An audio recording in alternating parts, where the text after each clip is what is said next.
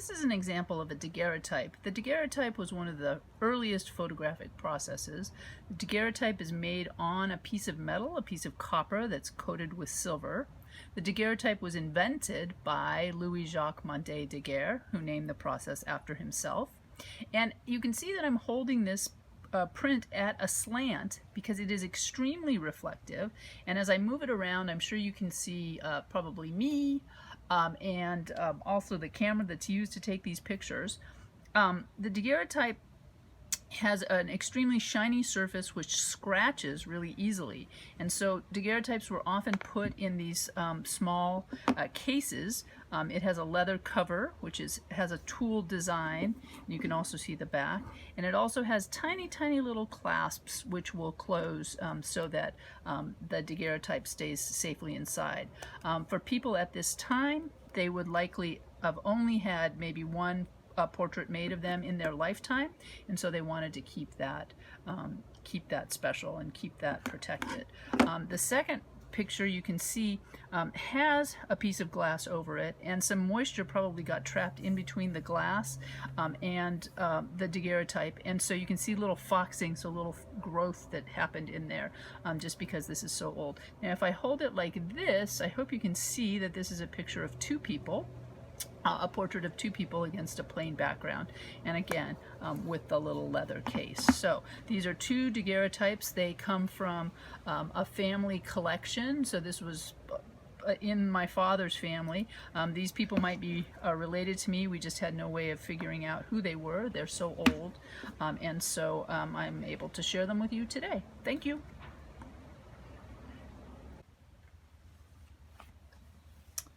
All right, so we're going to look at a very early photographic process called the cyanotype. And the word cyan means blue, and you can see that it's a very blue print.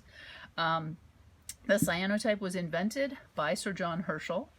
And John Herschel, one thing that I always remember and like about him is that he mentored a number of other female photographers. One of them was Anna Atkins, and Anna Atkins was known for her for using the cyanotype process to make botanical illustrations. You might remember that she was given a project. She worked as a scientific illustrator. She was given a project to document algae, and so she thought about drawing the little algae and how much work that would be, and then she remembered a friend of her father's, Sir John Herschel, and she used his cyanotype process. Now, Anna Atkins was documenting botanical species. I live with a bunch of cats, and so I like to document animal species. And so here, this is a cyanotype that I made. It's called a photogram. In other words, I collected whiskers that I found around my house from my cats, and I put them on the surface of the paper. I put the paper out in the sun, I let it expose, and then I used a water bath to develop it. So the cyanotype process is really easy to develop, especially if you buy the paper. So it's very easy to make prints. And so you can see the little white is where the whisker was laying on the paper and the sun couldn't get through, and so it left the little white outline of the whisker. So there is the cyanotype.